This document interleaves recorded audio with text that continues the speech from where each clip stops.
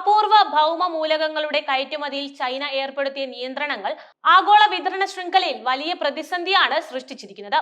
ഈ തടസ്സങ്ങൾ പരിഹരിക്കാനും വിതരണ ശൃംഖലയെ വൈവിധ്യവൽക്കരിക്കാനുമുള്ള ഒരു മാർഗം കണ്ടെത്താൻ ഇന്ത്യൻ ജപ്പാനീസ് കമ്പനികൾ ഒരുമിച്ച് ശ്രമം നടത്തുകയാണെന്ന് റിപ്പോർട്ടുകൾ സൂചിപ്പിക്കുന്നു. ഈ സഹകരണം ഇലക്ട്രിക് വാഹന, ബാറ്ററി വ്യവസായ മേഖലകളിൽ സുപ്രധാനമായ മാറ്റങ്ങൾക്ക് വഴിയൊരുക്കുമെന്നാണ് പ്രതീക്ഷ. സ്മാർട്ട് ഫോണുകൾ, ഇലക്ട്രിക് വാഹനങ്ങൾ, പ്രതിരോധ ഉപകരണങ്ങൾ, പുനരുപയോഗ ഊർജ്ജ സാങ്കേതിക വിദ്യകൾ തുടങ്ങി നിരവധി ഹൈടെക് ഉൽപ്പന്നങ്ങളുടെ നിർമ്മാണത്തിന് അത്യന്താപേക്ഷിതമായവയാണ് അപൂർവ ഭൗമ മൂലകങ്ങൾ. ലോകത്തിലെ അപൂർവ ഭൗമ മൂലകങ്ങളുടെ ഉൽപാദനത്തിലും സംസ്കരണത്തിലും വിതരണത്തിലും ചൈനയ്ക്ക് നിലവിൽ വലിയ ആധിപത്യമുണ്ട്. ഈ ആധിപത്യം ചൈനയ്ക്ക് ആഗോള വിതരണ ശൃംഖലയിൽ നിർണായകമായ സ്വാധീനം ചെലുത്താൻ അധികാരം നൽകുന്നുണ്ട്. അടുത്തിടെ അപൂർവ ഭൗമ മൂലക കാന്തങ്ങളുടെ കയറ്റുമതിയിൽ ചൈന നിയന്ത്രണങ്ങൾ ഏർപ്പെടുത്തിയിരിക്കുകയാണ്. ഇത് ആഗോള വിപണിയിൽ ഈ മൂലകങ്ങളുടെ ലഭ്യതയെ സാരമായി ബാധിച്ചിട്ടുണ്ട്.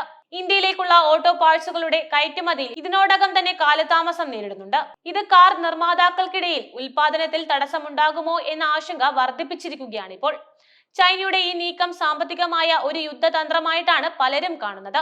ആഗോള സമ്പദ് വ്യവസ്ഥയെ, പ്രത്യേകിച്ചും സാങ്കേതിക വിദ്യയെയും ആശ്രയിക്കുന്ന വ്യവസായങ്ങളെയും ഇത് ദോഷകരമായി ബാധിക്കുന്നു. പ്രധാന പാരിസ്ഥിതിക പ്രശ്നങ്ങൾ ഇവയാണ്.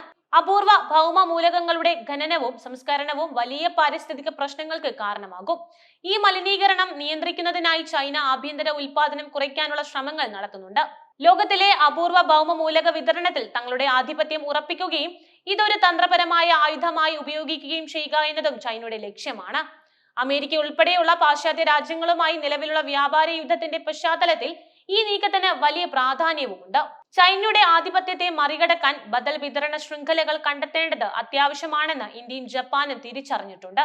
ഇതിന്റെ ഭാഗമായി ജപ്പാനിലെ ഇലക്ട്രിക് വാഹന, ബാറ്ററി വ്യവസായത്തിൽ നിന്നുള്ള ഒരു ഡസനിലധികം കമ്പനികൾ ഇന്ത്യൻ കമ്പനികളുമായി സഹകരിച്ച് പരിഹാരങ്ങൾ കണ്ടെത്താനായി ഡൽഹിയിൽ എത്തിയിട്ടുണ്ട് എന്ന് മിൻ റിപ്പോർട്ട് ചെയ്യുന്നുണ്ട്. ഈ നീക്കം ഇരു രാജ്യങ്ങൾക്കും സുപ്രധാനമായ നേട്ടങ്ങൾ നൽകാൻ സാധ്യതയുമുണ്ട്. ഇന്ത്യയിൽ പ്രവർത്തിക്കുന്ന ചില പ്രധാന ജപ്പാനീസ് കമ്പനികളാണ് Sumitomo metals and mining, Panasonic. ഈ കമ്പനികളെല്ലാം ജപ്പാനീസ് വ്യവസായ സംഘടനയായ batter association of supply chain അംഗങ്ങളാണ്. ഇന്ത്യയെ പ്രതിനിധീകരിച്ച് റിയലയൻസ്, അമാര രാജ പോലുള്ള കമ്പനികളും ഈ ചർച്ചകളിൽ പങ്കാളികളാകുന്നുണ്ടെന്നും റിപ്പോർട്ടുകളുണ്ട്. ഇലക്ട്രിക് വാഹന വ്യവസായത്തിന്റെ വളർച്ചയ്ക്ക് ലിഥിയം അയൺ ബാറ്ററികൾ അത്യന്താപേക്ഷിതമാണ്.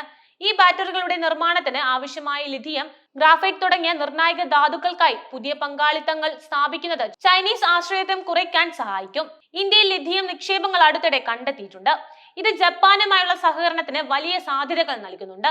ചൈനയുടെ ആധിപത്യം കുറച്ച് ലോകത്തിന്റെ വിവിധ ഭാഗങ്ങളിൽ നിന്ന് അപൂർവ ഭൗമ മൂലകങ്ങളും അനുബന്ധ വസ്തുക്കളും ശേഖരിക്കാനുള്ള വഴികൾ കണ്ടെത്തുക എന്നതാണ് ഈ സഹകരണത്തിന്റെ പ്രധാന ലക്ഷ്യം. ഇത് ആഗോള വിതരണ ശൃംഖലയെ കൂടുതൽ സുസ്ഥിരവും പ്രതിരോധ ശേഷിയുള്ളതുമാക്കും. ജപ്പാൻ ബാറ്ററി സാങ്കേതിക വിദ്യയിൽ ലോകത്തിലെ മുൻനിര രാജ്യങ്ങളിലൊന്നാണ്. ഇന്ത്യക്ക് ആവശ്യമായ സാങ്കേതിക വിദ്യ കൈമാറ്റം ചെയ്യുന്നതിലൂടെ തദ്ദേശീയമായ ഉൽപാദനം വർദ്ധിപ്പിക്കാൻ സാധിക്കും. ഇത് മേക്ക് ഇൻ ഇന്ത്യ പോലുള്ള പദ്ധതികൾക്ക് കരുത്തു പകരും. ഇന്ത്യയിൽ നിലവിലുള്ളതും പുതുതായി കണ്ടെത്തിയതുമായ അപൂർവ ഭൗമ മൂലക നിക്ഷേപങ്ങൾ ഖനനം ചെയ്യാനും സംസ്കരിക്കാനും ജപ്പാനീസ് സാങ്കേതിക വിദ്യയും നിക്ഷേപവും പ്രയോജനപ്പെടുത്താനാകും. ഇന്ത്യ ഒരു വലിയ സാമ്പത്തിക ശക്തിയായി വളരുകയാണ്. ഇലക്ട്രോണിക് വാഹനങ്ങൾ ഉൾപ്പെടെയുള്ള പുതിയ വ്യവസായങ്ങൾക്ക് വലിയ പ്രാധാന്യം നൽകുന്നുണ്ട്. ഈ സാഹചര്യത്തിൽ അപൂർവ ഭൗമ മൂലകങ്ങളുടെ സുരക്ഷിതമായ ലഭ്യത ഇന്ത്യയുടെ സാമ്പത്തിക വളർച്ചയ്ക്ക് നിർണായകവുമാണ്. ചൈനയുമായുള്ള അതിർത്തി തർക്കങ്ങളും വ്യാപാര ബന്ധങ്ങളിലെ അസ്ഥിരതയും കണക്കിലെടുക്കുമ്പോൾ വിതരണ ശൃംഖലയെ വൈവിധ്യവൽക്കരിക്കുന്നത് ഇന്ത്യയുടെ തന്ത്രപരമായ സുരക്ഷയ്ക്ക് അത്യന്താപേക്ഷിതമാണ്. കൂടാതെ രാജ്യത്ത് ഇലക്ട്രിക് വാഹന ഉൽപാദനം വർദ്ധിപ്പിക്കാനുള്ള ലക്ഷ്യങ്ങൾ കൈവരിക്കുന്നതിന് ഈ സഹകരണം വലിയ മുതൽക്കൂട്ടുമാകും. ചൈനയുമായി അടുത്ത വ്യാപാര ബന്ധം പുലർത്തുന്ന രാജ്യമാണ് ജപ്പാൻ. എന്നിരുന്നാലും ചൈനയുടെ കയറ്റുമതി നിയന്ത്രണങ്ങൾ ജപ്പാന്റെ ഹൈടെക് വ്യവസായങ്ങൾക്ക് വലിയ ഭീഷണിയാണ് ഉയർത്തുന്നത്. ജപ്പാൻ ലോകത്തിലെ ഏറ്റവും വലിയ ഇലക്ട്രിക് വാഹന നിർമ്മാതാക്കളിൽ ഒരാളാണ്.